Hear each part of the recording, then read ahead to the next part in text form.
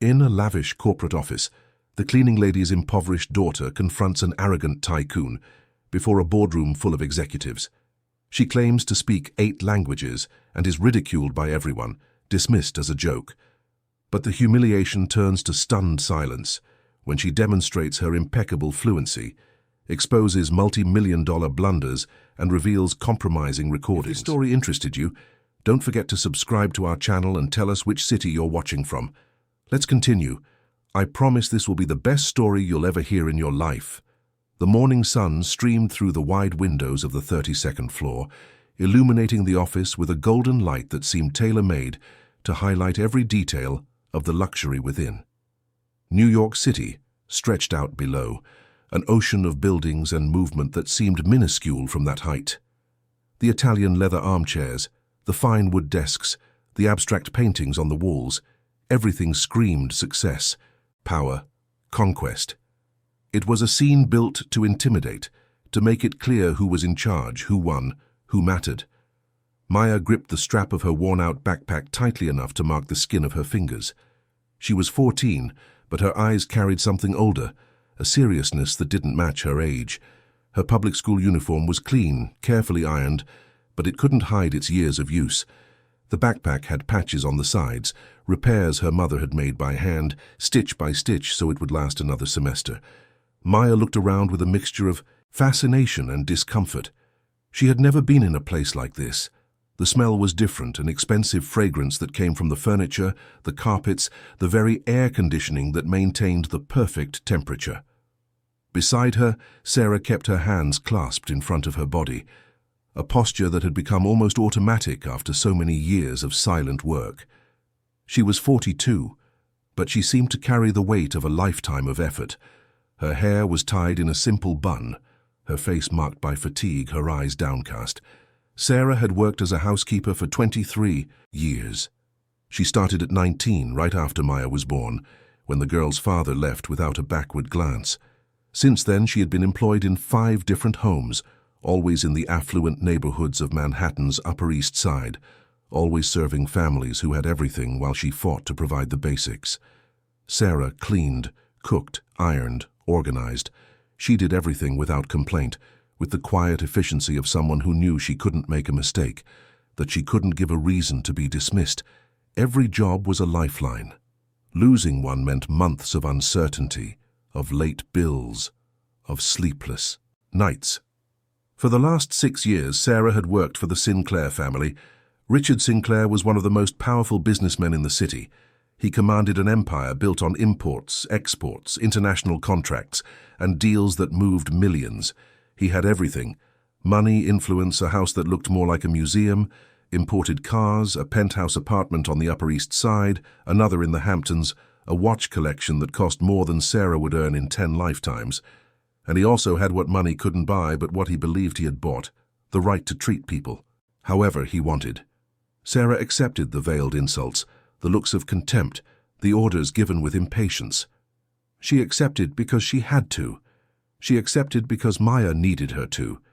Every humiliation was a plate of food on the table, a new notebook for school, medicine bought when her daughter got sick. Sarah swallowed her anger, swallowed her shame, and carried on. But Maya didn't accept it. Maya saw. Maya understood. And Maya prepared. The office door opened with a sudden movement, and Richard Sinclair entered as if taking possession of a territory. Tall, broad-shouldered, graying hair combed back, a navy blue suit that must have cost Sarah 3 months' salary. He didn't even look at them at first.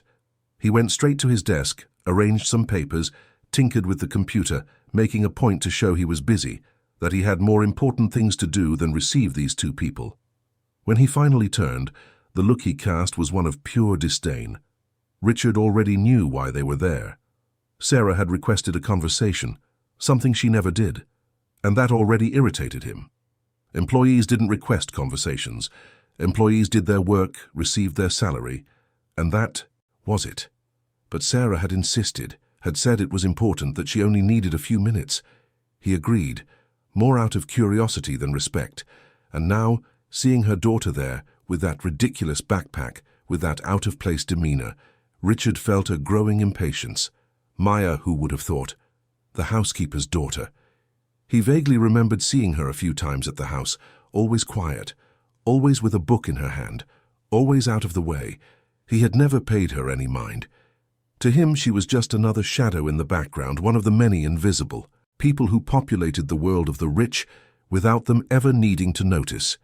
Richard placed his hands on the desk and leaned his body slightly forward, a posture that made it clear who was in control. He said in a firm, almost cutting voice that he didn't have much time, that he had important meetings, that he ran a company that couldn't stop for personal conversations. Sarah thanked him, her voice low, almost apologetic, and began to speak. She said that Maya had something to show him, that it was important for her daughter's future, that perhaps Mr. Sinclair could help in some way. The words tumbled out full of hesitation, as if Sarah were apologizing for being there, for existing, for occupying a space that wasn't hers. Richard crossed his arms and raised an eyebrow. "Help how?" Sarah explained, still timidly, that Maya studied languages, that she had a special talent, that she spoke several tongues. Richard almost laughed. Languages? How many languages? A half-dozen English words learned in public school. He knew people who had studied in expensive schools, who had done exchanges in Europe, who had spent years at foreign universities, and still barely managed to hold a conversation in another language. And this girl, a housekeeper's daughter from a public neighborhood school, thought she knew languages. Maya took a step forward. She didn't ask for permission, didn't wait for her mother to finish speaking. She just took the step, lifted her chin and looked directly into Richard's eyes. She said in a clear voice, without trembling, that she spoke 8 languages fluently.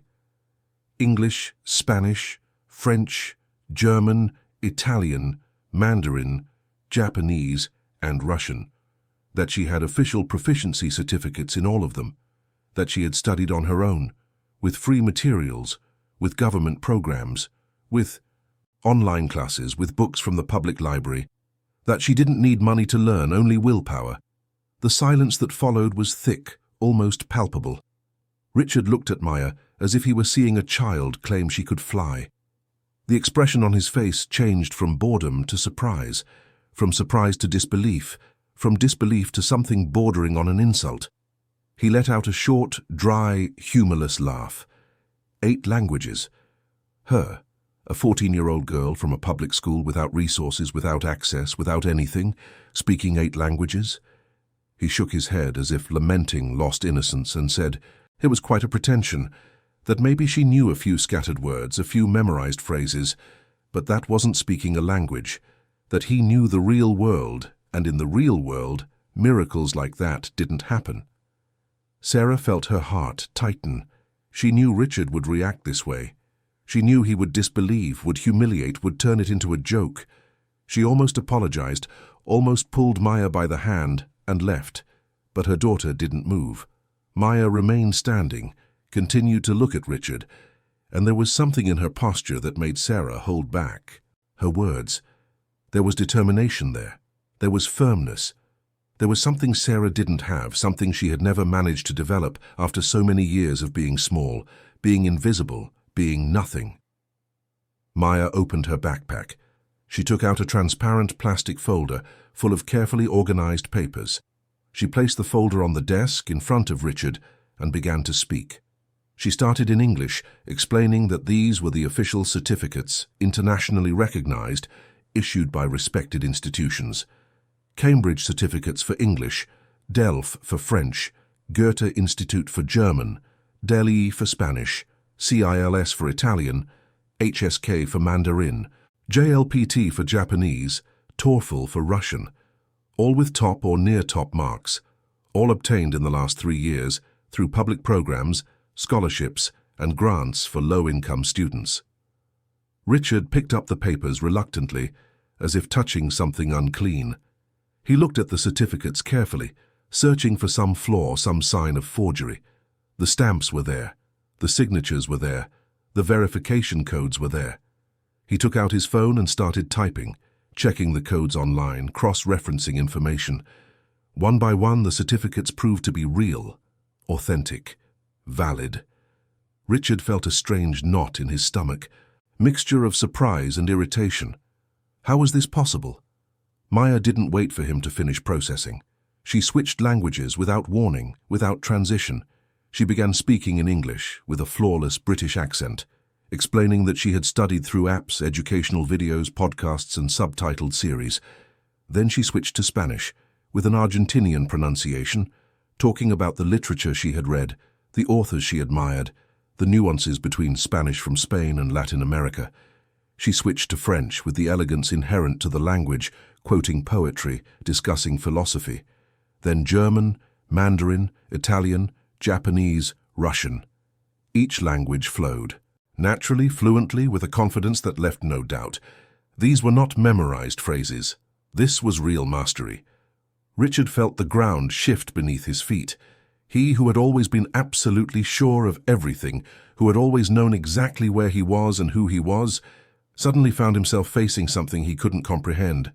How could this girl, coming from where she came from, without access to elite schools, without international travel, without expensive private tutors, how could she speak like this? He had paid fortunes for his son to study in bilingual schools, to go on exchanges, to have every possible support, and yet the boy could barely get by in English. Sarah was in shock. She knew Maya studied. She knew her daughter spent hours with books, with her phone, with notebooks full of notes. But she had never seen it like this. She had never witnessed it live, never realized the true extent of what her daughter had achieved on her own. Tears began to form in Sarah's eyes, but she held them back. She couldn't cry there, not in front of him. Richard tried to compose himself. He tried to find an explanation that made sense, that would put things back in their place. He said that certificates were one thing, that anyone could memorize answers for tests, but that real fluency was another, that truly knowing languages meant using them in real situations, with native speakers, in professional contexts. Maya just nodded, as if she had been expecting that exact objection. She took her phone from her backpack and asked for permission to make a call. Richard agreed with an impatient wave of his hand, still certain he was about to prove this was all an exaggeration, that she was just a child with pretensions. Maya dialed a number that was already saved. The call was answered in a few seconds. The image that appeared on the screen was of a woman in her 50s, with short blonde hair, discreet glasses, and a background that looked like a European living room. Maya greeted the woman in German. The woman responded, smiling, and began a fluid, natural conversation, full of details that only someone who truly mastered the language could follow. They talked about German literature, European politics, the cultural differences between the US and Germany. The conversation lasted 5 minutes.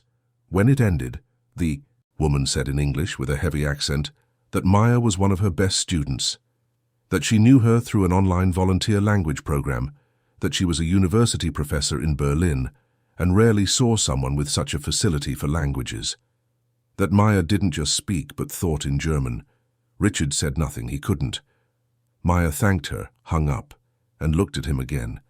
She asked if he wanted more proof, if he wanted her to call professors of Mandarin, Russian, Japanese, if he wanted her to translate documents, interpret videos, do anything to prove that this was real.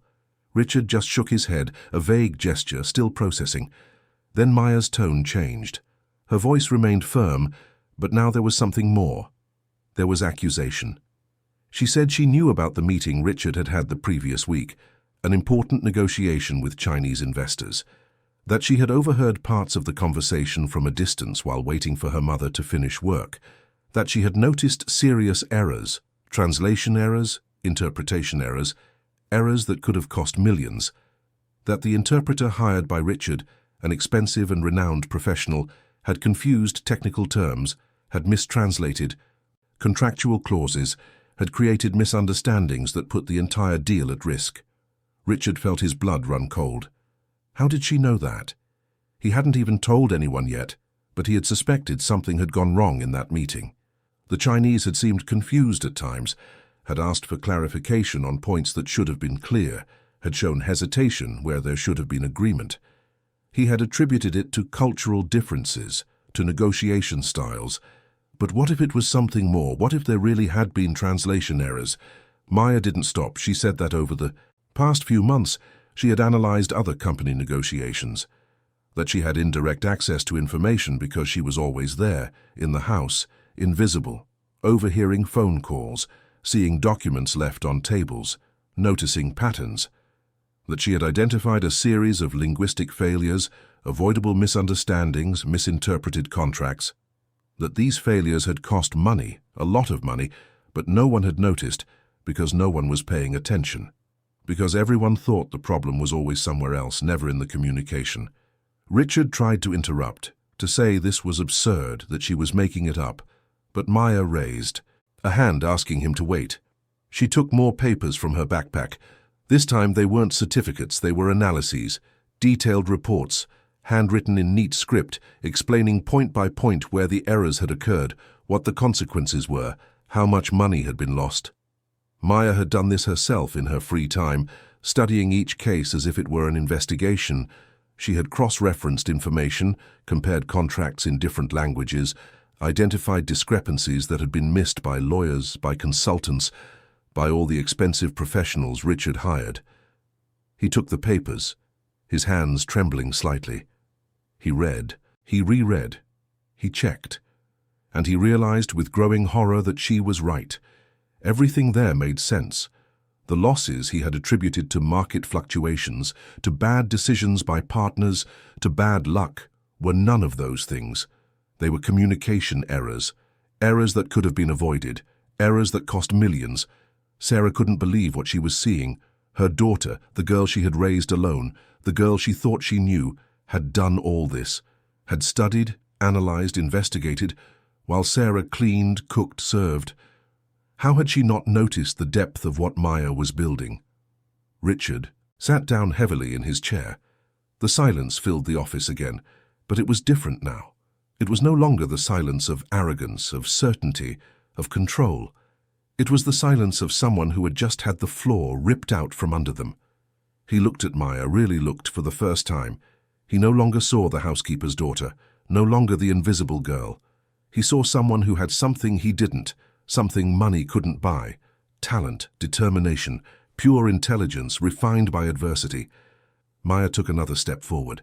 She said she hadn't come there to humiliate him, that she hadn't come to ask for a favor, that she had come to propose a negotiation. Her voice was calm, but there was steel in it, a firmness that made Richard shiver.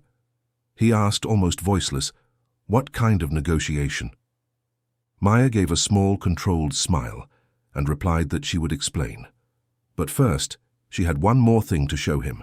She took a small silver digital recorder from her backpack, which glinted under the office light. She placed the device on the desk, next to the reports, next to the certificates.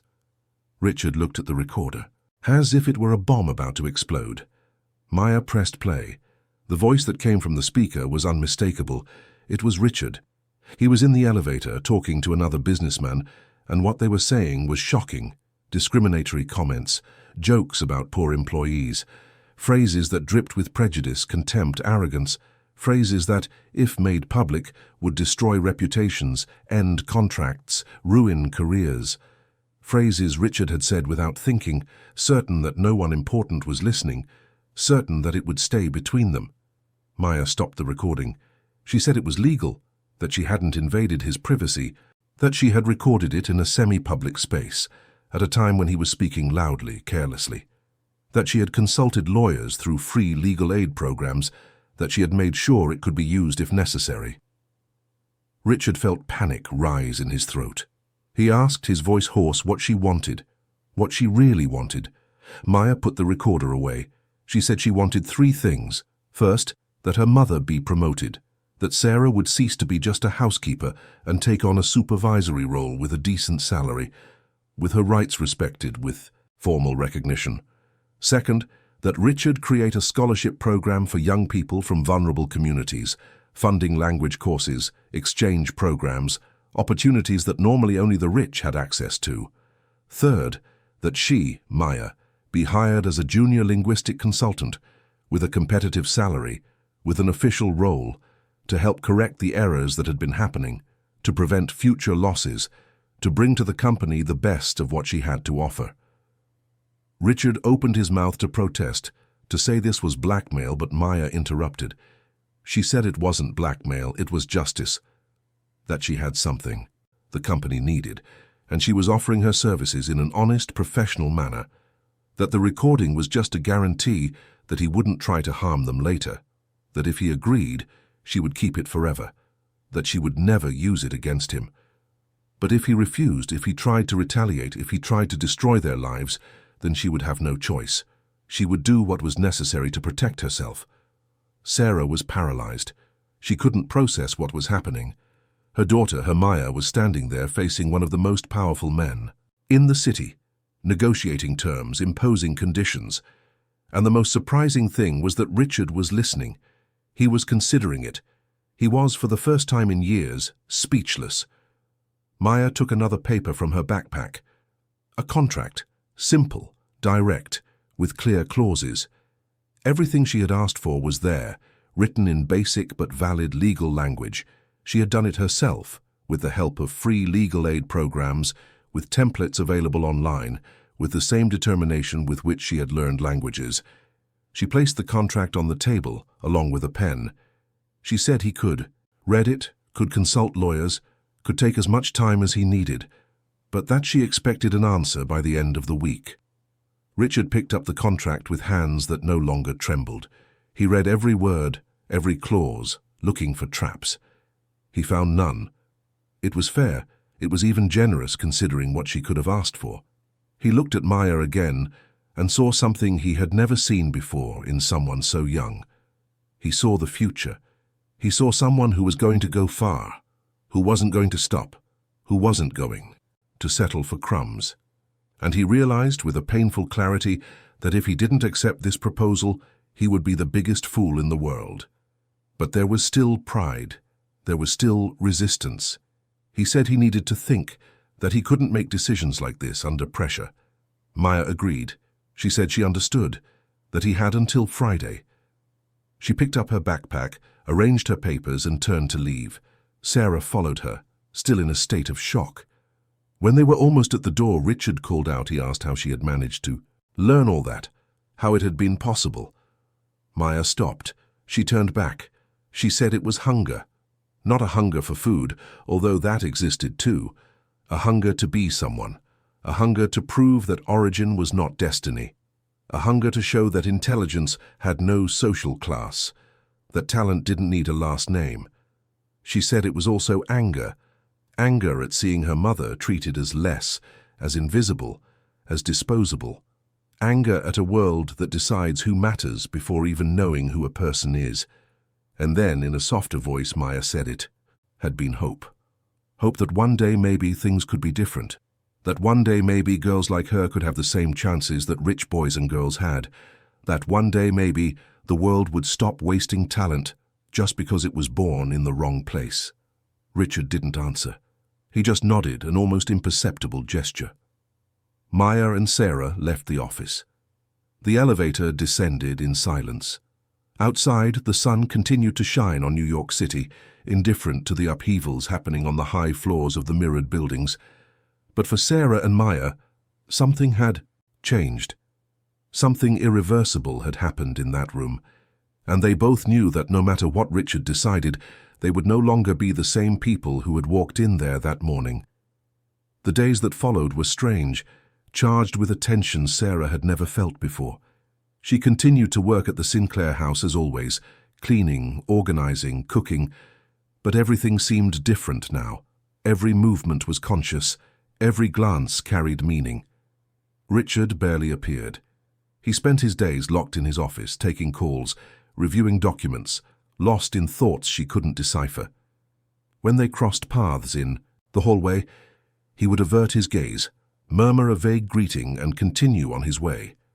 The acidic comments, the impatiently given orders, the casual contempt that had once punctuated every interaction were gone. There was only silence, and that silence was more eloquent than any word. Maya continued going to school as always, waking up at 5 in the morning to catch 2 buses that crossed the city, studying on the way, making use of every minute. But now, when she came home in the afternoon, there was something different in the way she walked. Her shoulders were straighter, her gaze firmer. She didn't talk about what had happened in the office. She didn't need to. Sarah knew her daughter was waiting, that she was confident, that she had done what she had to do, and now the rest was up to Richard. On Thursday night, Sarah was finishing up in the kitchen when she heard footsteps approaching. It was Richard. He came in, leaned against the marble countertop, and just stood there, looking at her in a way that made her freeze. Sarah braced herself for the worst. She prepared to be told she was fired, that she should leave immediately, that he didn't accept blackmail, that he was going to sue Maya, that he would do whatever it took to destroy them both. But the words that came out of his mouth were completely different. Richard said in a tired voice that he had reviewed everything, that he had hired other translators, independent experts, to verify the analyses Maya had presented, that they all confirmed she was right, that the errors had indeed happened, that the losses were real, that the company had lost money because of failures that could have been avoided. He shook his head, as if he still couldn't believe it, and said that Maya was 14, and she had identified problems that experienced professionals with decades of career experience had missed. Sarah didn't know what to say. She just stood there, her hands wet from the dish towel, her heart beating fast. Richard continued. He said he was going to sign the contract, that he would do everything Maya had asked for, the promotion, the scholarship program, the consultancy, everything. But he paused, looked directly into Sarah's eyes, and said he wanted to make one thing clear, that he wasn't doing it because he was being forced. He was doing it because it was the right decision, because Maya had real talent, because she deserved a chance, because wasting that would be his own foolishness, not generosity. Sarah felt the tears come, but this time she didn't hold them back. She let them roll down her face, silent, as she thanked him in a choked voice. Richard raised his hand, interrupting. He said she didn't need to thank him, that Maya had earned it, that she had proven her worth indisputably. And then, with a hesitation Sarah had never seen in him, Richard apologized. He said he had treated Sarah badly for years, that he had been arrogant, disrespectful, that he had acted as if she were inferior just because she was born with less, that he was wrong, that he was going to try to be better. Sarah couldn't answer.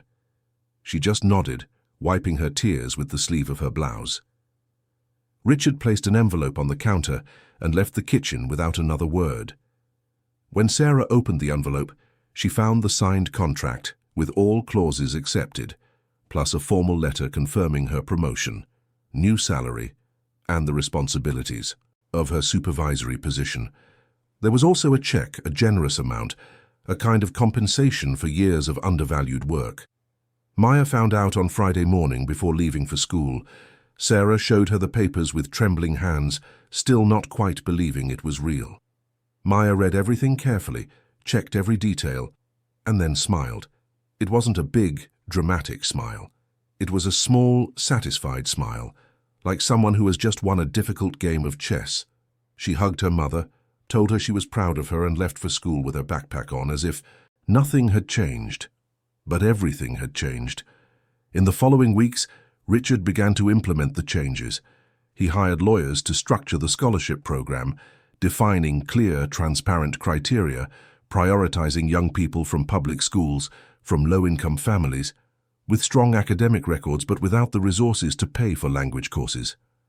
He announced the program internally at the company, expecting mixed reactions. Some employees supported it enthusiastically, seeing it as a laudable initiative, a way to give back to society. Others were more skeptical, muttering in the hallways that it was just marketing, that it wouldn't last, that it was sad waste of money. Richard paid no attention to the critics. For the first time in a long time, he was doing something that wasn't purely about profit, about expansion, about power. He was doing something that had meaning, and, to his own surprise, it felt good. It brought a sense of purpose he hadn't felt in years. Maya started working as a junior linguistic consultant 2 weeks later. She had flexible hours, adapted to her school routine. She went to the office 3 times a week in the afternoon, spending a few hours reviewing documents, participating in meetings, offering feedback on translations. At first, The older employees looked at her with suspicion, some even with hostility. A teenager giving advice on international negotiations, a girl correcting experienced professionals. It was absurd, bizarre, unacceptable. But Maya was not intimidated. She would arrive, greet everyone politely, sit at her small desk in the corner of the office, and do her work with quiet efficiency. When she identified an error, she pointed it out gently, explaining the reason, suggesting alternatives, always with respect, never with arrogance. And the results began to show. Contracts that used to take weeks to finalize due to linguistic misunderstandings were now concluded in days. Negotiations that used to stall for lack of clarity now flowed naturally. International clients began to praise the precision of the communication, the quality of the translations, the attention to detail. Gradually, suspicion gave way to respect. Employees who had once ignored Maya began to seek her out voluntarily, asking for help with important emails, with presentations for foreign investors, with complicated calls. She became an essential piece, someone everyone wanted around when things got tough, and Maya, despite her youth, handled it all with impressive maturity. She never boasted, never used her success to humiliate anyone. She just did the work with competence and humility. Sarah, for her part, was adapting to her new role. Supervisor was a word she had never imagined applying to herself. At first, she felt lost, insecure. She had spent her whole life taking orders, and now she was the one giving orders, organizing teams, solving problems. But to her surprise, she was good at it. She knew every detail of the house, knew exactly how things should work, and had a natural empathy that made the other staff trust her. Unlike previous supervisors who yelled, who pressured, who treated everyone as inferior, Sarah led with kindness and firmness. She listened to complaints, resolved conflicts, distributed tasks fairly. The work environment improved drastically. The staff worked with more willingness, with more care, because they felt seen, they felt valued. Richard watched everything from a distance with a mixture of admiration and shame. Admiration for what Sarah and Maya were building, for the way they turned opportunity into results. Shame for having taken so long to see what was always right in front of his eyes. He began to question other things too. How many other talented people had he ignored throughout his life? How many other talents had he wasted due to prejudice, arrogance, or simply not paying attention? One afternoon, Richard was in his office when he received an unexpected call. It was one of the Chinese investors he had negotiated with months ago, the same meeting where the translation errors had occurred. The investor said he had heard about the company's new linguistic consultant, that his colleagues had mentioned the improvement in the quality of communication. He said he would like to reopen the stalled negotiations, that he now had more confidence that things would be understood correctly. Richard could hardly believe it. That contract was worth millions, and it was coming back because of Maya. He scheduled a new meeting, included the girl on the negotiation team, and watched with fascination as she mediated the conversation with impressive fluency. The Chinese were delighted. They praised her perfect pronunciation, her understanding of cultural nuances, her ability to translate not just words, but intentions. The contract was closed in 2 weeks, with favorable terms without complications. Richard knew it wouldn't have happened without her. The scholarship program started 3 months after the initial conversation. The first cohort had 20 young people, all from public schools, all selected through a rigorous process that evaluated not only grades, but also life stories, resilience, and determination. Richard made a point of attending the opening ceremony. He stood there, in the auditorium, looking at those young faces full of hope, nervousness, and gratitude, and felt something he didn't expect. He felt that this mattered, that he was making a real difference, not just moving money, accumulating wealth, expanding business. He was changing lives. One of the young people in the first cohort was a 15-year-old boy named Raphael, who lived in a housing project in the Bronx. He had bright eyes, a hunger to learn, a story similar to Maya's. He came from a poor family. His mother worked as a cleaner. His father had left when he was a child. Raphael wanted to study engineering, but he knew that without languages his chances were slim. When he found out he had been selected for the program, he cried. So did his mother.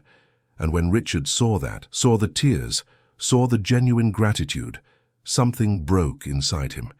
Something old, hard, that he had carried for decades. Richard began to remember things he had long buried. He remembered that he himself had not been born rich, that his family was lower middle class, that his parents had worked hard to pay for his education, that he had attended public school until he was 12, before getting a scholarship to a private school.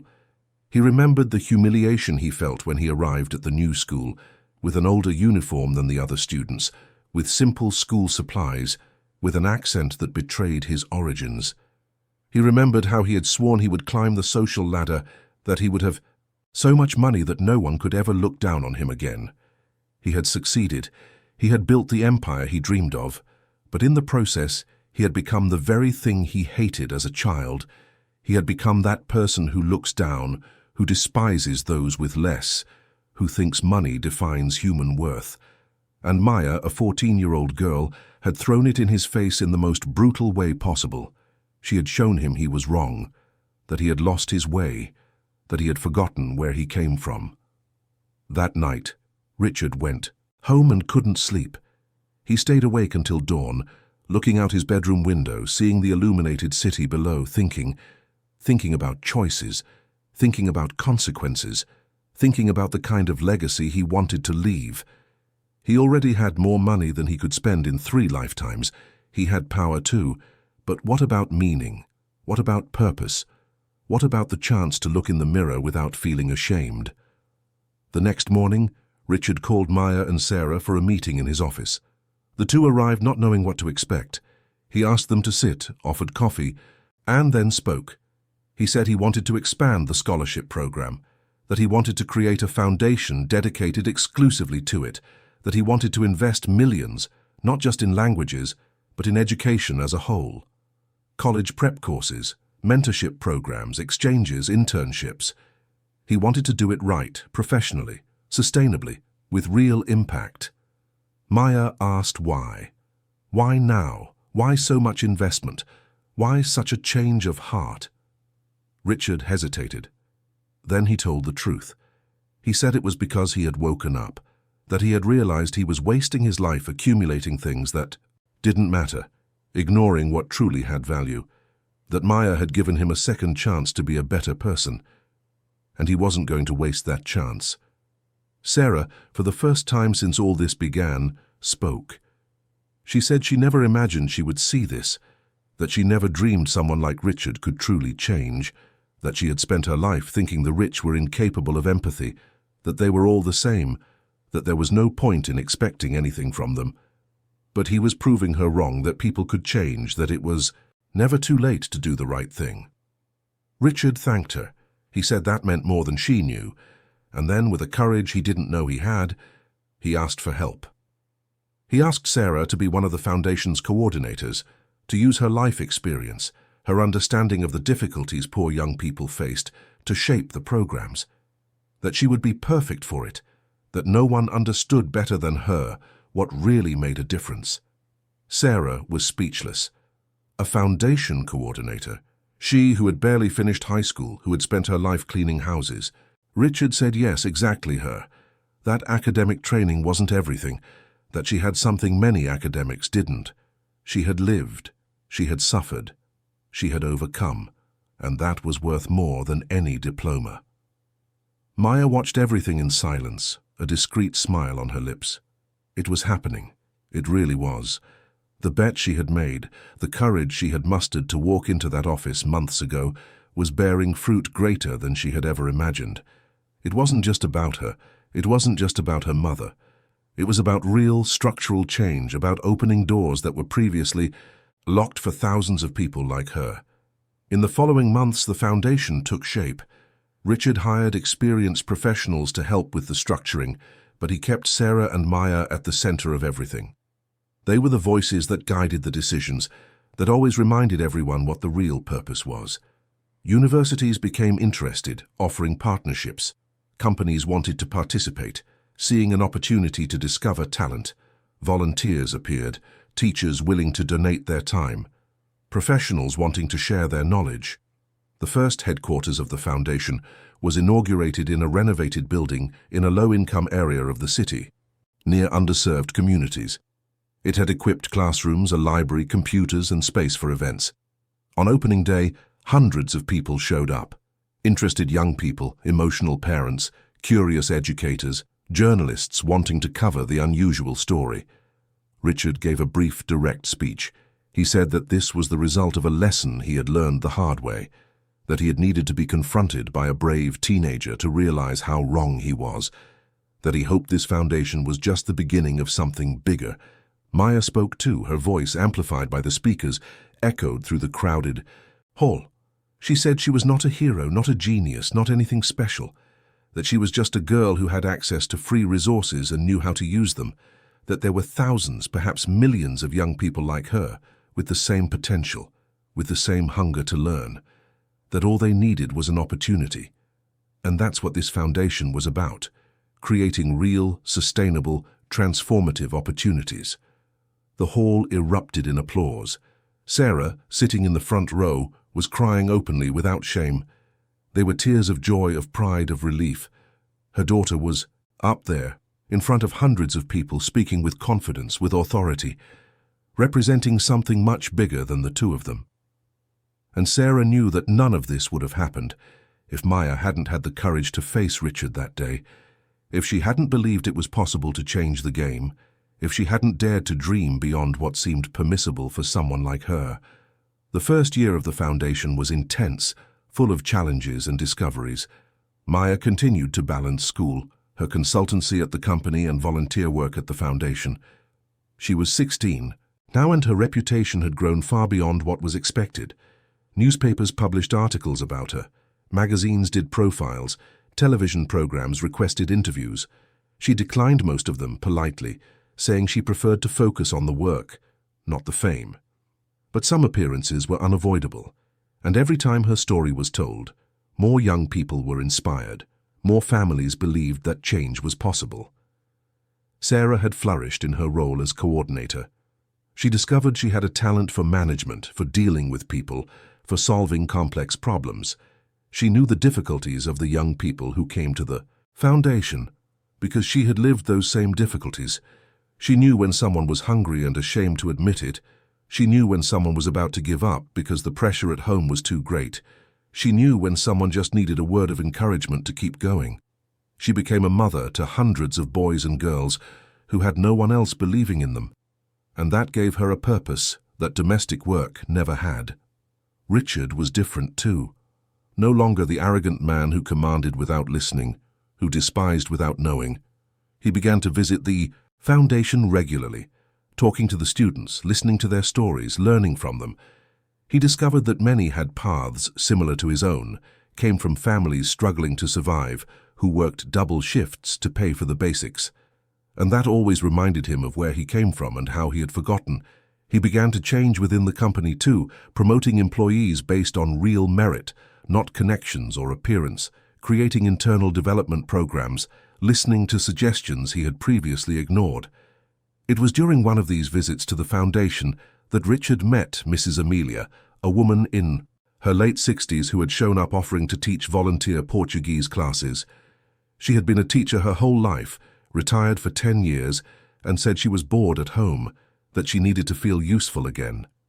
Richard was intrigued by her firmness, her direct way of speaking, the sharp intelligence that shone through in every word. He asked Sarah to hire her formally, to pay her a fair salary. Mrs. Amelia initially refused, saying she wanted to do it for love, not money. But Sarah insisted, arguing that work deserves remuneration, that volunteering is beautiful, but professionals should be valued. Mrs. Amelia eventually accepted and became one of the most beloved teachers at the foundation. The language classes began to expand. In addition to basic courses, advanced levels were created, conversation programs with native speakers via video calls, reading clubs in foreign languages.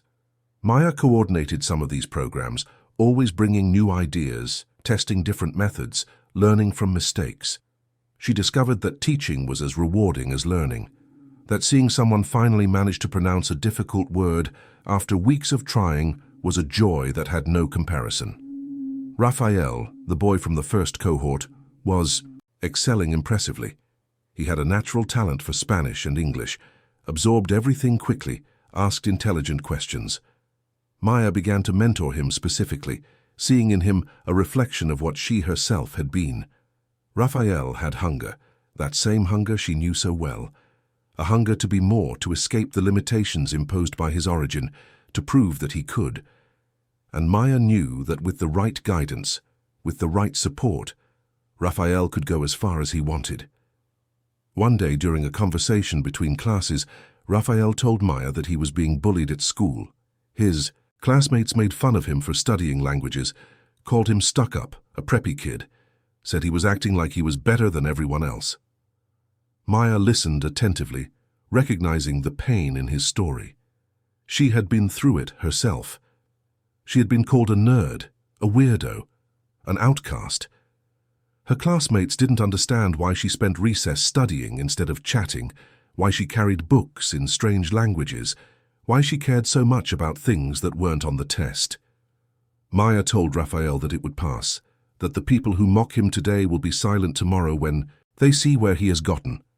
That envy disguises itself as criticism, that the fear of others' success manifests as contempt, that he shouldn't give up, shouldn't let the mediocrity of others determine his limits.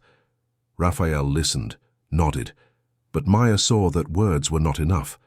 He needed more than advice. He needed to see that he wasn't alone. Maya had an idea.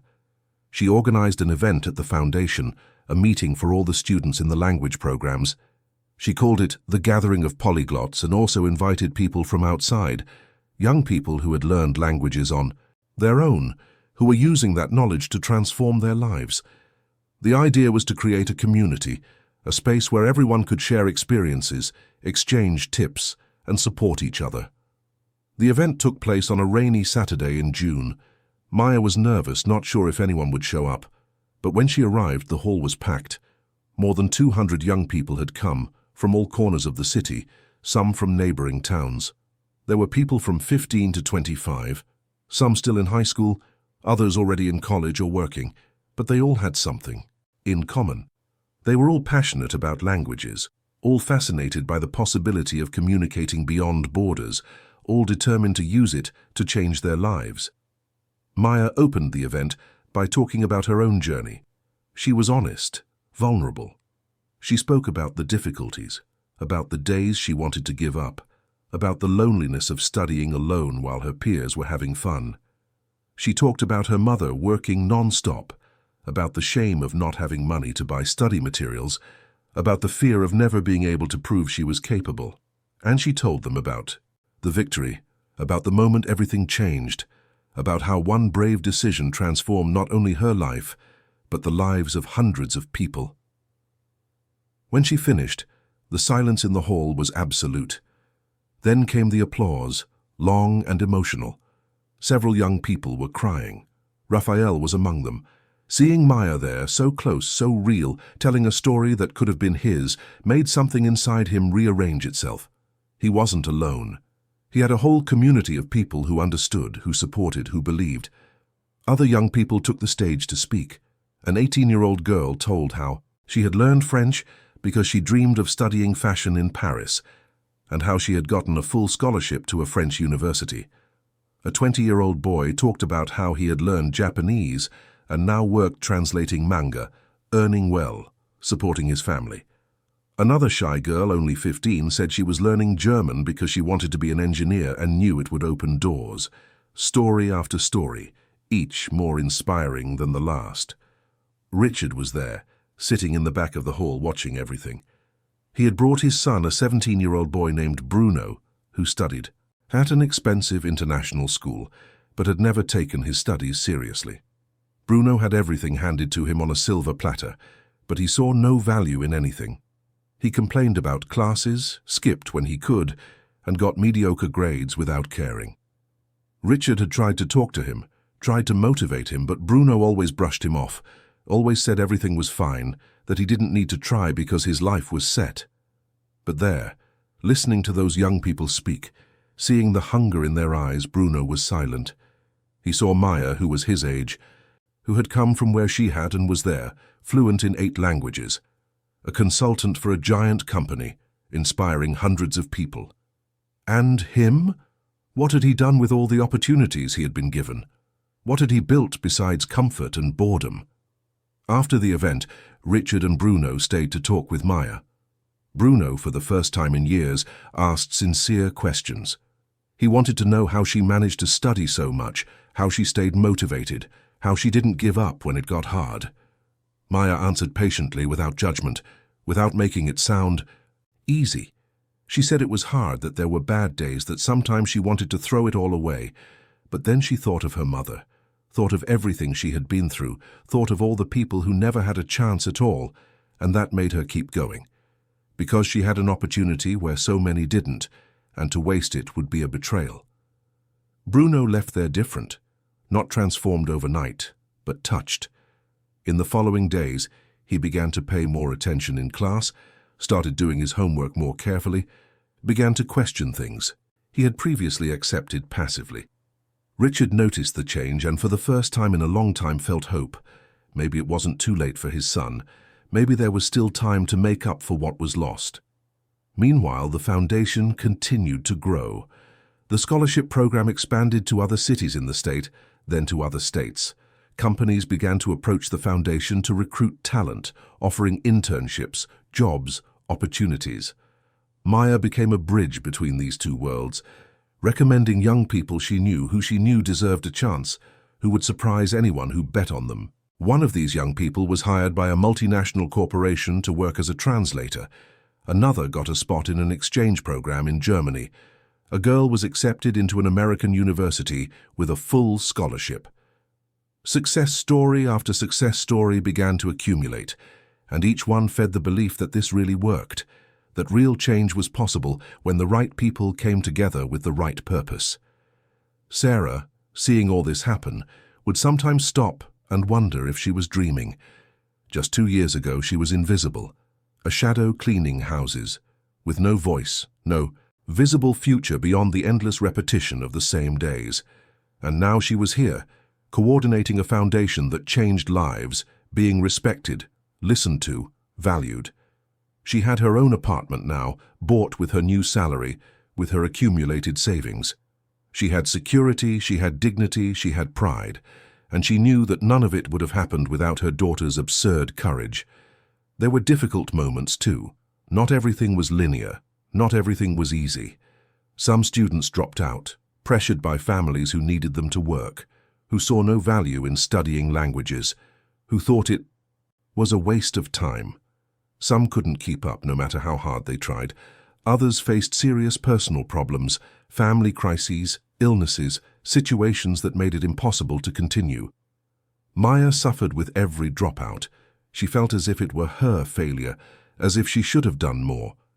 Sarah tried to console her, saying you can't save everyone, that they were doing their best, that every life transformed was already a victory.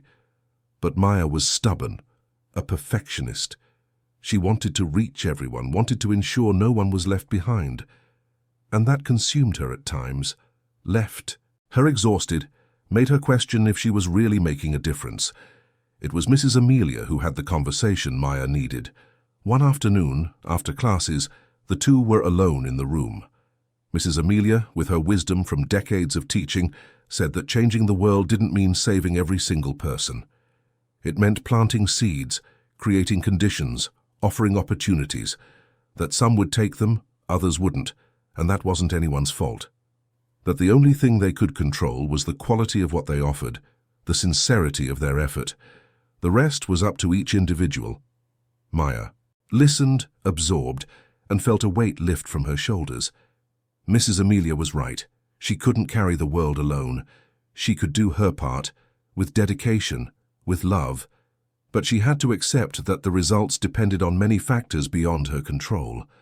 That didn't diminish the value of the work. It just put things in perspective. The foundation celebrated its 2-year anniversary with an emotional event. Richard made sure to prepare something special, inviting officials, educators, business leaders, and the press. He wanted to show the city, the country, what was possible when there was a real will to change. The event took place in the same auditorium as the inauguration, but now it was even more crowded. There was no more room. Richard took the stage, now with completely white hair, wrinkles he didn't have 10 years ago, but his eyes were more alive than ever. He spoke about the journey, about how he had been forced to see the truth by a brave teenager, about how it had saved not just his company, but his soul. He spoke about real regret, about genuine change, about the responsibility of those who have much towards those who have little. It wasn't a politically correct speech calculated to please. It was raw, honest, vulnerable. And for that very reason, it was powerful. When he finished, Maya took the stage beside him. Richard announced something he had kept secret until that moment. He announced that he was donating half of his personal fortune to the foundation, ensuring sufficient resources for decades of operation, for national expansion, for large-scale impact. The silence that followed was one of shock. Then came the applause, deafening, endless. Sarah, sitting in the front row, was crying non-stop. Maya, on stage, tried to maintain her composure, but her eyes glistened with tears.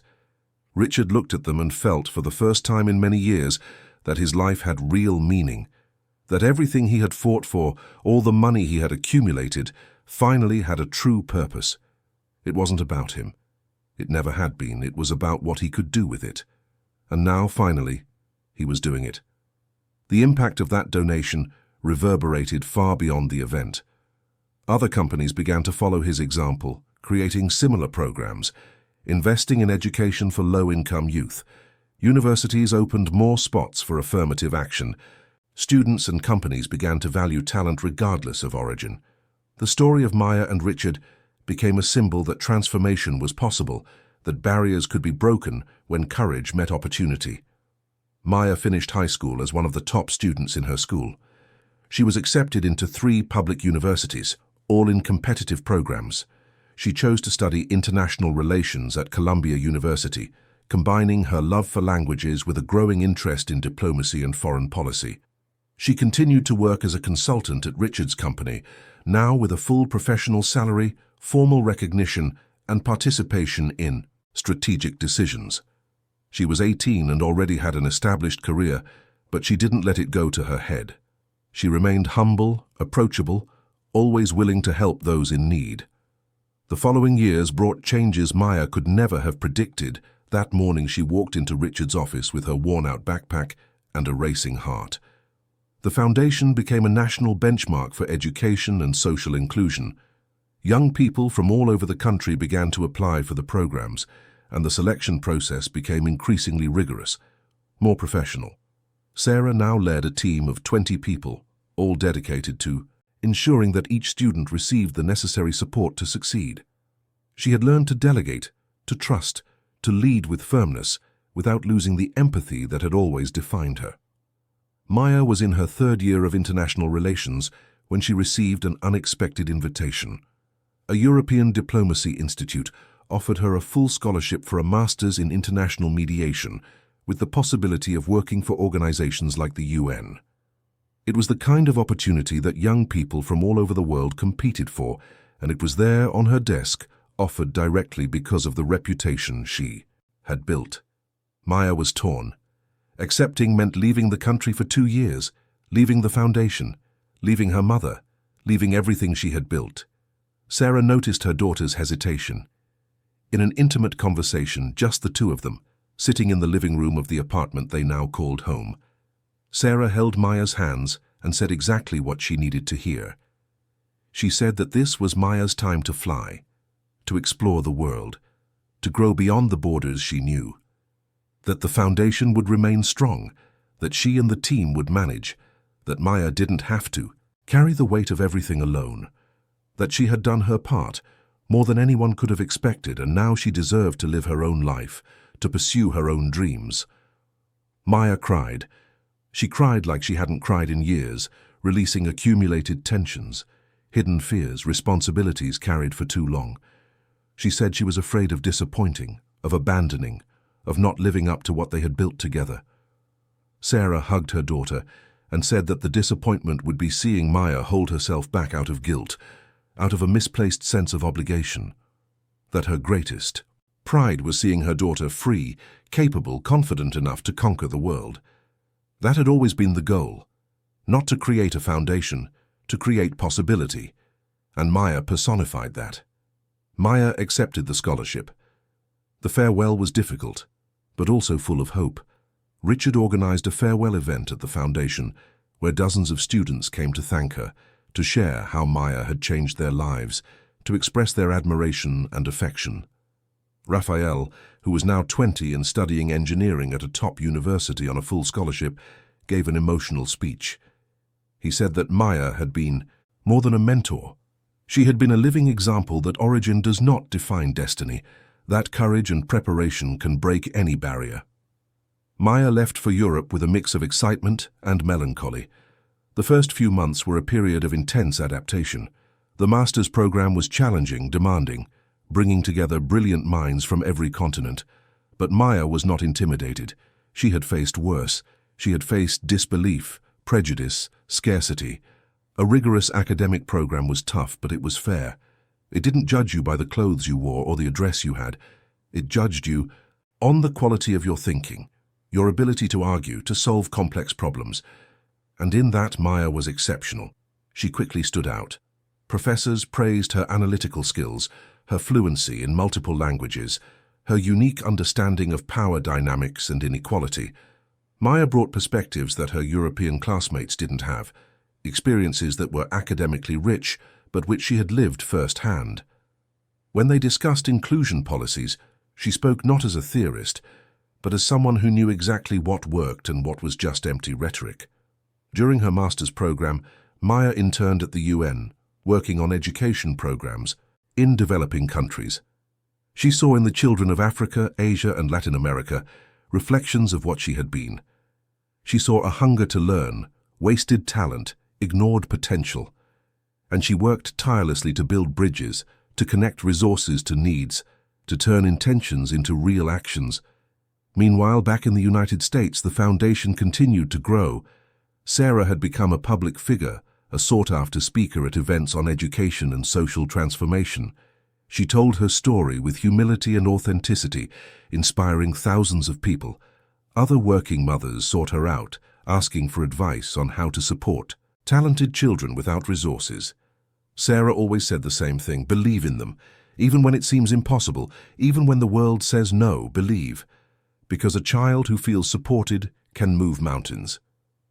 Richard remained actively involved in the foundation, but now in a different way. No longer the distant donor, the businessman doing charity. He had become an educator too, in his own way. He visited public schools, talked to young people, shared his own story of mistakes and redemption. He spoke openly about how he almost lost everything that truly mattered because of pride and arrogance. The young people listened, fascinated, seeing in him not an untouchable idol, but a flawed human being who had chosen to change.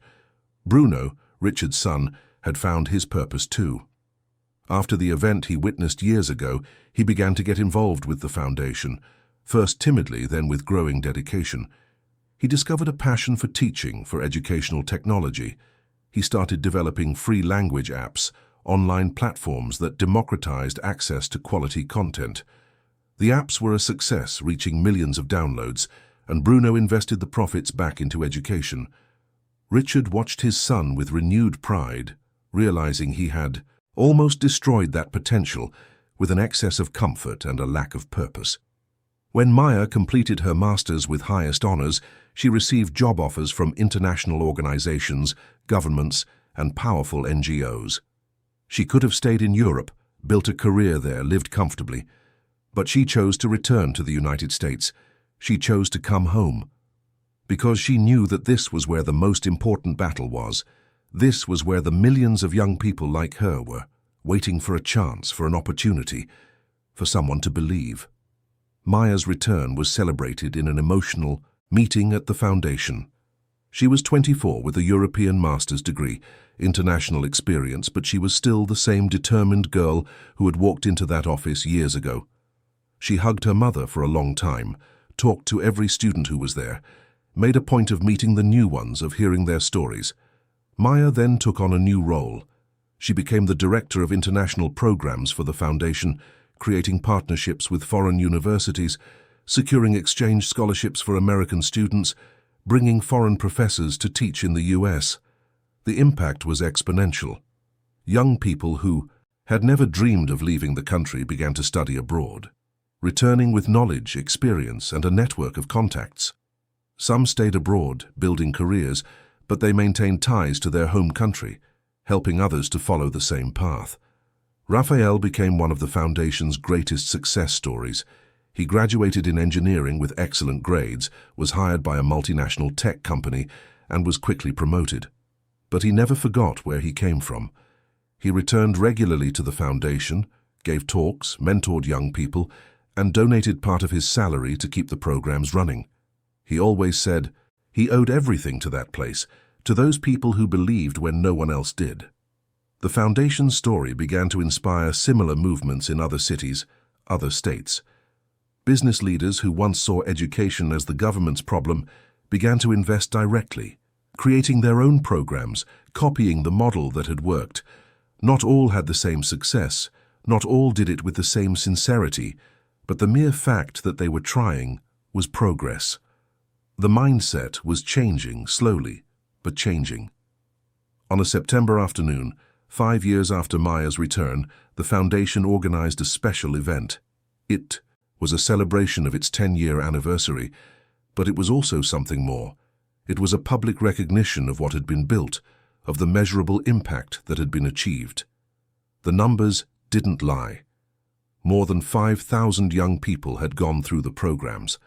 Of those, 80% had managed to get into universities, get better jobs, change the trajectory of their families. They were now doctors, engineers, teachers, translators, entrepreneurs. They were living proof that talent existed everywhere. It just needed an opportunity to flourish. The event brought together officials, including government secretaries, education leaders, and university presidents. But it also brought together, and this was more important, hundreds of alumni, people whose lives had been transformed there. The auditorium was packed beyond capacity, with people sitting in the aisles, standing at the back, all wanting to be part of that moment. Richard took the stage, now with completely white hair, wrinkles he didn't have 10 years ago, but his eyes were more alive than ever. He spoke about the journey, about how he had been forced to see the truth by a brave teenager, about how that had saved not just his company, but his soul. He spoke about real regret, genuine change, and the privilege of having had a second chance when so many never even get a first. Sarah took the stage next, to a standing ovation. She, who years ago couldn't look Richard in the eye, was now there, applauded, respected, admired. She spoke with a firm voice about overcoming adversity, about the silent strength of millions of women who work without recognition, who raise children alone, who survive daily indignities. She said she represented all of them, that she carried their stories, that this stage was as much theirs as it was hers, and that they should never ever give up on their children, because a supported child can change not only their own life, but the entire world. Maya was the last to speak. She walked onto the stage to deafening applause, looked out at the packed audience, at the familiar and unfamiliar faces, and felt a deep gratitude. She began by saying that she was there not because she was exceptional, but because she was lucky. Lucky to have a mother who believed, lucky to have access to free resources, lucky to have met Richard at a moment when he was willing to change. But luck shouldn't be necessary. Talent should be systematically nurtured, regardless of where it is born. A society that wastes talent due to prejudice is a society that betrays itself. Maya spoke about the challenges that still existed, about the distance between intention and execution, about how easy it was to make speeches and how hard it was to make things happen. She spoke about the importance of persistence, of not accepting no for a final answer, of keeping pushing even when it seems impossible, and she ended with a call to action. She said that every person in that room, every person listening, had the power to make a difference. You didn't need to create a foundation. You didn't need to donate a fortune. You just needed to see the hidden talent, the wasted potential, the invisible person, and to do something, anything, to help that person be seen. The applause that followed lasted for minutes. Maya came down from the stage and was hugged by dozens of people, all wanting to thank her, to share stories, to express their admiration. Richard and Sarah watched from a distance side by side, two people who 10 years ago were on opposite sides of a chasm and were now together, united by a common purpose. Richard looked at Sarah and said in a low voice that he could never thank her enough, that she and Maya had given him a gift greater than he deserved. They had given him a chance to be someone better, to do something that truly mattered. Sarah smiled, a tired but happy smile, and replied that he had chosen to accept the chance. That in itself was a lot. That many in his position would have reacted with violence, with retaliation, with wounded pride. But he chose humility. He chose to grow, and that made all the difference. In the following months, the foundation announced its international expansion. It would take the model to other countries in Latin America, starting with Argentina and Colombia, then expanding to Africa and Asia. Maya would lead this expansion, traveling, establishing partnerships, adapting programs to different contexts. It was a gigantic task, but she was ready. She had the experience, the credentials, the network, but more importantly, she had a genuine passion, an unwavering belief that education was the most powerful weapon against inequality. Raphael was invited to be the Foundation's technical director, developing digital platforms, scaling programs through technology. He accepted, leaving his job at the multinational, choosing purpose over salary. His family was worried at first, thinking he was throwing his career away. But Raphael knew what he was doing. He knew that some jobs pay in money, others pay in meaning. And he had learned from Maya that meaning feeds the soul in a way that money never can. Bruno launched a new version of his language app, this time with artificial intelligence that adapted content to each student's level and pace. The app became a sensation, downloaded by millions, praised by educators worldwide. A portion of the profits went automatically to the foundation, ensuring long-term sustainability. Bruno had found his way to contribute, his way to honor the lesson Maya had taught him years ago. Mrs. Amelia continued to teach, even at 78. She said she would stop the day she could no longer get on stage, and not a moment sooner. She became a legendary figure at the foundation, the teacher everyone wanted, the mentor who combined rigor with affection. Her classroom was always full, with a waiting list, and she loved every second of it, saying that these young people kept her alive, that teaching was her fountain of youth. In a team meeting, years after the international expansion, Maya looked around the table and saw something extraordinary. She saw Sarah, the former housekeeper who was now a respected educator. She saw Raphael, the boy from the projects who became a tech leader. She saw Bruno, the heir who found purpose beyond his inheritance. She saw Mrs. Amelia, the retiree who refused rest to serve. She saw dozens of former students who had returned as teachers, coordinators, mentors. And she realized she had created not just a foundation, but a movement. Something bigger than any individual. Something that would outlive them all. Something that would continue to change lives long after they were gone. Richard, now nearly 70, announced his retirement from the company. He passed the command to competent successors and dedicated himself fully to the foundation. He said he had spent decades building a commercial empire, and now he would spend the rest of his life building an empire of opportunity. That the first had brought him wealth, but the second had brought him peace. In a private conversation, Richard asked Maya if she ever regretted walking into that office, confronting him in that way. Maya thought for a moment, revisiting memories, and replied that she didn't. That it had been terrifying, that it could have gone wrong in 1,000 different ways, but it was necessary. That she was tired of being invisible, tired of seeing her mother treated as less, tired of a world that decides value before knowing people. That she preferred to risk than to accept. Richard said he was grateful for that day, more than for any other in his life. That Maya had held up a mirror to him, had forced him to see who he really was, and that it had been painful but liberating. That he had lived for decades trying to prove his worth through accumulation, and a teenager had shown him that real worth lay in recognizing the worth of others.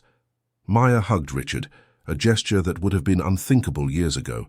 She said that everyone deserves a second chance, that real regret deserves to be honored, that genuine change should be celebrated, that the world would be a better place if more people had the courage to admit their mistakes and choose differently. The years passed.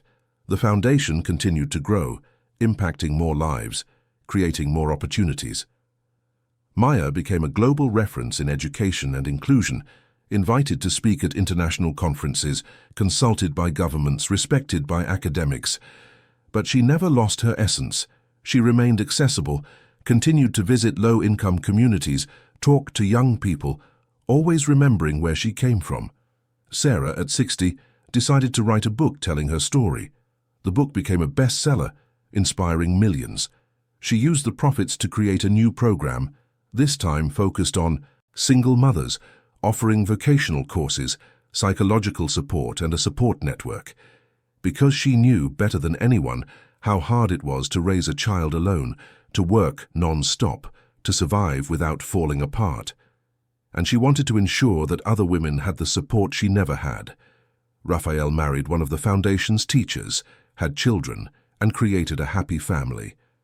But he never forgot where he came from, always returning to the community where he grew up, taking his children to see it, teaching them about gratitude, about responsibility, about not wasting privileges. His children grew up hearing stories of their Aunt Maya, their adopted Grandma Sarah, of Uncle Richard who changed, and those stories shaped their character in a profound way. Bruno became one of the biggest investors in educational technology in the country, funding startups, supporting innovations, always prioritizing social impact over profit.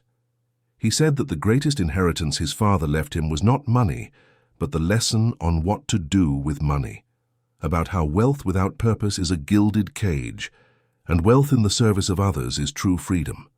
On a sunny morning, 20 years after that day that changed everything, Maya woke up and looked out the window of her apartment. The city stretched out below, vibrant, chaotic, full of untold stories, and she thought about how many Mayas there were out there, how many talents waiting for a chance, how many dreams deferred for lack of opportunity. And she smiled, because she knew the work continued, that it always would. But now it wasn't just her. It was thousands, maybe millions, each doing their part, each pushing a little, each opening doors that were once locked. Sarah called that morning, as she did every week. She asked how she was. They talked about plans, laughed about old memories, and before hanging up, Sarah said something she had said 1,000 times, but which never lost its meaning. She said she was proud of her daughter, that she admired her courage, that she knew it was all worth it. Maya replied that the pride was mutual, that nothing would have happened without her mother's unconditional support, without the silent strength Sarah had always shown. Richard, at 82, still visited the foundation regularly. He walked slowly now, leaning on a cane, but his eyes were still bright. He saw the new generations, saw the programs multiplying, saw the impact expanding, and he knew his life had had meaning, that he had been saved by a brave girl who refused to be invisible, and he was grateful, deeply, eternally grateful. The story of Maya, Sarah, and Richard became an urban legend, told and retold, sometimes exaggerated, other times simplified. But the essence remained. The essence that courage can change everything, that preparation opens doors, that intelligence has no social class. The essence that when talent meets opportunity, when courage meets justice, when humanity overcomes arrogance, there is no limit to what can be built. And in public schools across the country, young people would hear that story and think, if she could do it, maybe I can too. If she dared to dream beyond what was permitted, maybe I can dare too. If she refused to be defined by her origin, maybe I can refuse too. And that maybe that spark of possibility was all they needed to start, to study one more hour, to try one more time, to not give up when everything seemed impossible. Because the greatest lesson Maya left was not about languages, not about confronting power, not about strategy or intelligence. It was about believing. Believing that you can, that you deserve, that you matter, regardless of where you were born, how much you have, who you know. Believing that your story is still being written, that the ending is not determined, that with courage and preparation you can change not only your own life, but the world around you. And as long as there were young people who believed in this, as long as there were mothers who supported them, as long as there were people willing to give chances, Maya's story would live on. Not as a glorious past, but as a continuous present, as a possible future, as a promise that real, deep, transformative change will always be possible when humanity overcomes prejudice. End of story. Dear listeners, we hope the story of Maya, Sarah, and Richard has touched your heart. If you were moved by this journey of overcoming and transformation, please leave a like, subscribe to the channel, and tell us in the comments which moment marked you the most. Every day, we bring intense stories like this one, which reveal the deepest side of the human soul, which show how courage and determination can change destinies. We look forward to seeing you in the next episode with a new story that will stir your emotions and make you reflect on the power each of us has to transform lives.